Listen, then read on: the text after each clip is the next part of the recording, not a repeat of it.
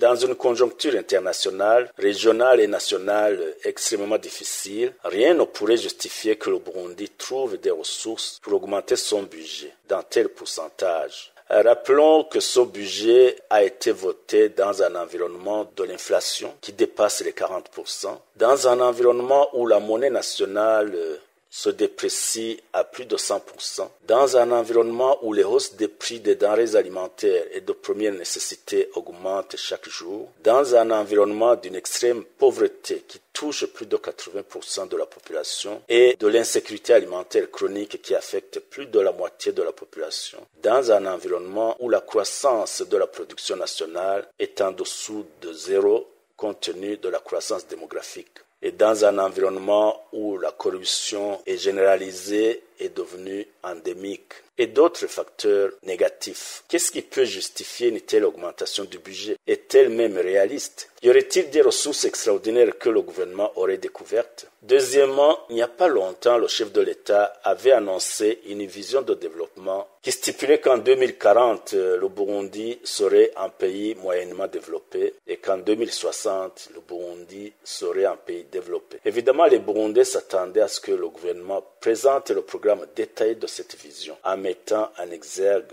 les secteurs porteurs et que le budget 2023-2024 devrait refléter cette vision. Et le Burundi étant un pays extrêmement pauvre, avec une insécurité alimentaire chronique qui touche tout le pays, l'on se serait attendu à ce que le secteur de l'agriculture et de l'élevage soit le moteur de cette vision, en assurant évidemment l'autosuffisance alimentaire et que les excédents pouvant servir à soutenir le secteur de l'industrie et des exportations. Étonnamment, le secteur de l'agriculture et de l'élevage n'a reçu que 8% de ce budget. Au contraire, le secteur de la sécurité intérieure et de la défense nationale semble bénéficier de budgets importants. Le niveau des dépenses militaires, 3% du PIB, est le plus élevé de la région de l'Afrique de l'Est. L'on est à se demander si le Burundi est en guerre et contre qui. Récemment, l'on a entendu le chef de l'État annoncer que dans 5 ans, au plus tard, les Burundais seraient millionnaires grâce à l'élevage de lapins. De nouveau, les Burundais sont perplexes et ils se demandent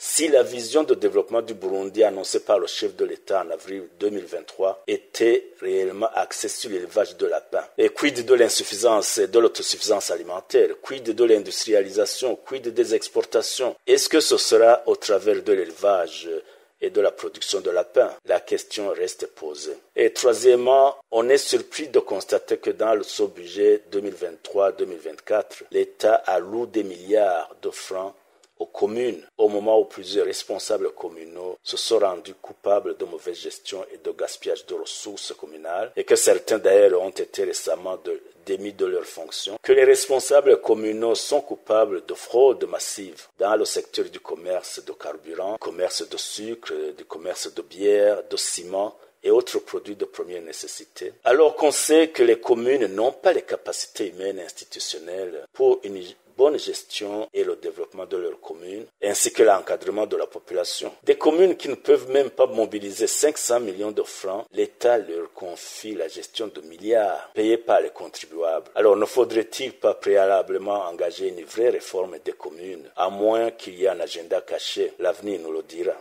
Et quatrièmement, dans le budget 2023-2024, le gouvernement compte sur la mobilisation de plus de la moitié des ressources au travers des impôts et taxes divers sur les produits alimentaires, sur le carburant, sur le sucre, mais également sur les taxes et impôts sur le peu de sociétés privées opérant au Burundi et l'introduction de nouvelles taxes administratives. Et l'administration fiscale, je vous dirais que l'administration fiscale, la pression fiscale au Burundi devient intenable et se situe à plus de 17% du produit intérieur brut, ce qui est extrêmement élevé compte tenu du pouvoir d'achat de la population. Et l'autre partie des ressources viendra évidemment des dons et emprunts aussi bien intérieurs qu'extérieurs. L'État va encore creuser sa dette, aussi bien au travers des banques et institutions financières burundaises, qui se trouvent déjà dans une situation économique difficile que par les tirages sur l'emprunt extérieur. la dette extérieure va encore se creuser avec toutes les conséquences sur la stabilité macroéconomique.